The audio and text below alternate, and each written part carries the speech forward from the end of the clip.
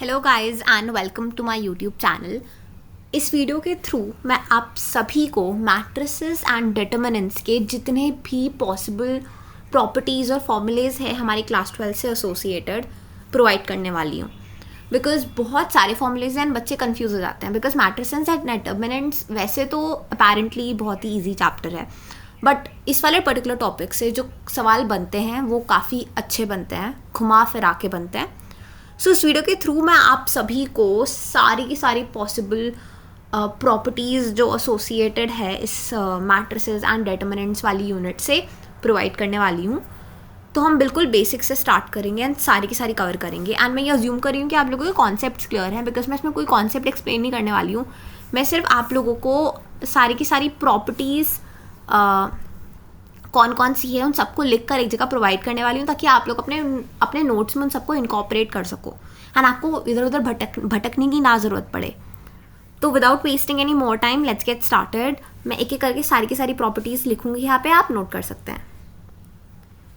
Beginning with the very first one, ये है related to symmetric matrix and skew symmetric matrix. देखो, एक symmetric matrix का मतलब क्या होता है, उसका transpose is equal to the original matrix. तो सिमेट्रिक मैट्रिक्स में A transpose is equal to A, ये ध्यान रखना। दूसरा is skew symmetric matrix. Skew symmetric matrix में A का transpose is equal to negative of A, उस मैट्रिक्स के नेगेटिव के बराबर होता है ट्रांसपोज। सिमेट्रिक में उसी के बराबर था एंड स्क्यू सिमेट्रिक में उसके नेगेटिव के बराबर है उसका ट्रांसपोज। थर्ड है हमारा इन्वर्स से रिलेटेड। अगर आप किसी भी मैट्रिक्स को उसके इन्वर्स से मल्टीप्लाई करते हो, आगे पीछे पोस्ट मल्टीप्लिकेशन प्री मल्टीप्लिकेशन कुछ भी, आपको हमेशा एक आइडेंटिटी मैट्रिक्स ही मिलेगी।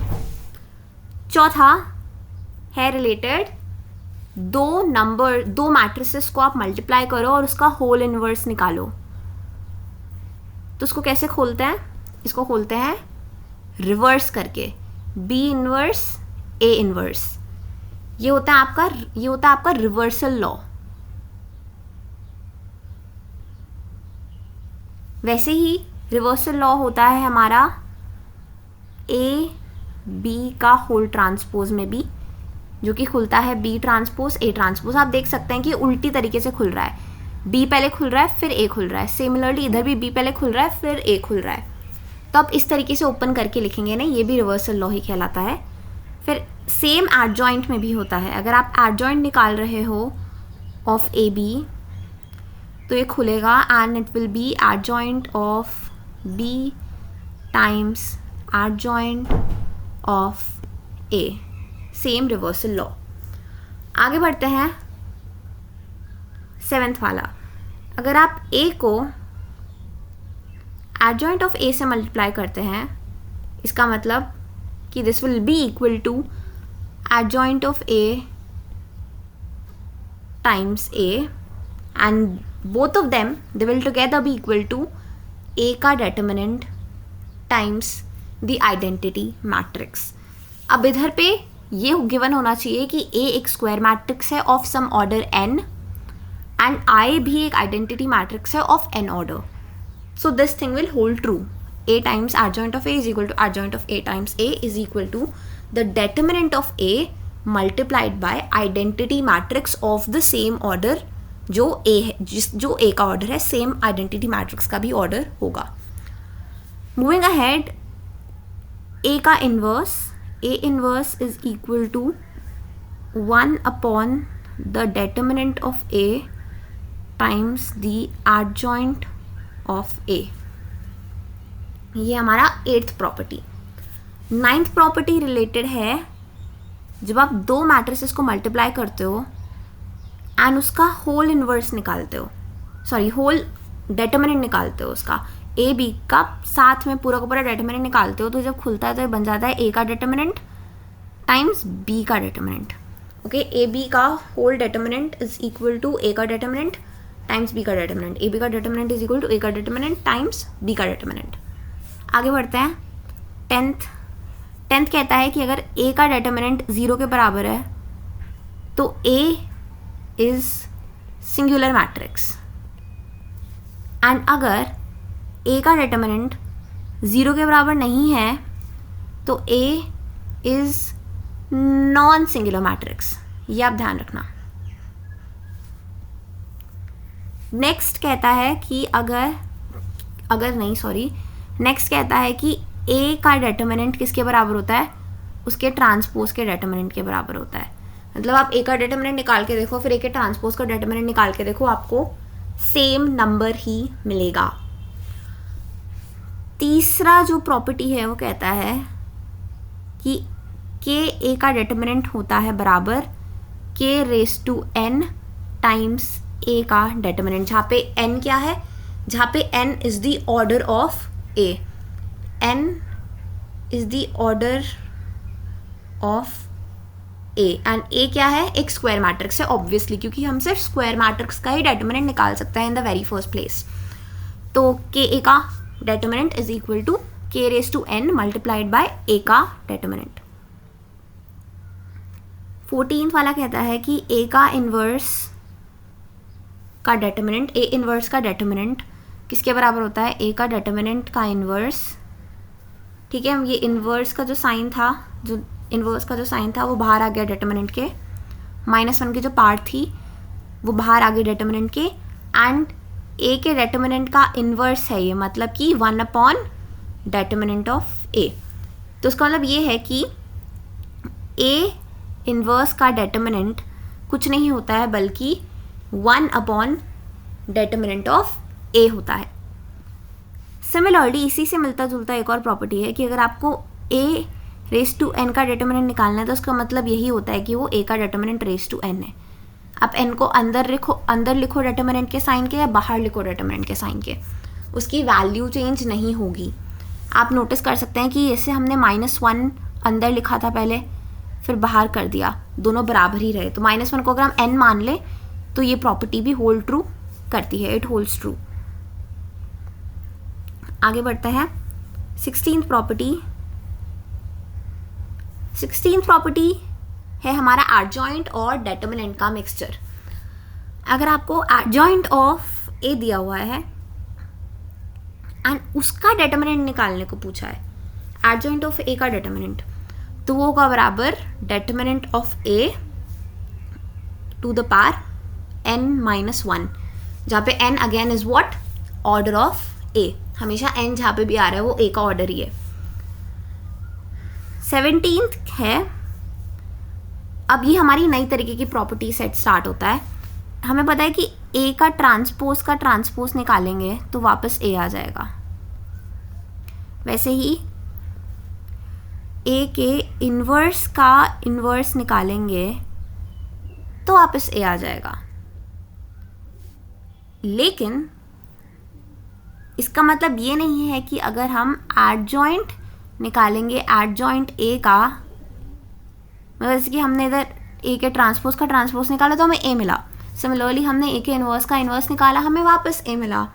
लेकिन इसका मतलब ये नहीं है कि अगर हम एडजॉइंट ऑफ ए का एडजॉइंट निकालेंगे तो हमें वापस ए मिलेगा, नहीं, बल्कि हमें मिलता है ए का डिटर्मिनेंट की पावर n-2। इस बार 2 माइनस कर रहे हैं। पहले आप देख सकते हैं कि जब हमने एडजॉइंट ऑफ ए का डिटर्मिनेंट निकाला था इधर 16th वाले में, तो n-1 हो रहा था डिटर्मिनेंट की, ए के डिटर्मिनेंट की पावर n-1 आ रही थी। But in the 19th case A के डिटर्मिनेंट की पावर आ रही है n-2, एंड ये पे ख़त्म नहीं होता है, इसको फिर आप मल्टीप्लाई करोगे ए मैट्रिक्स से।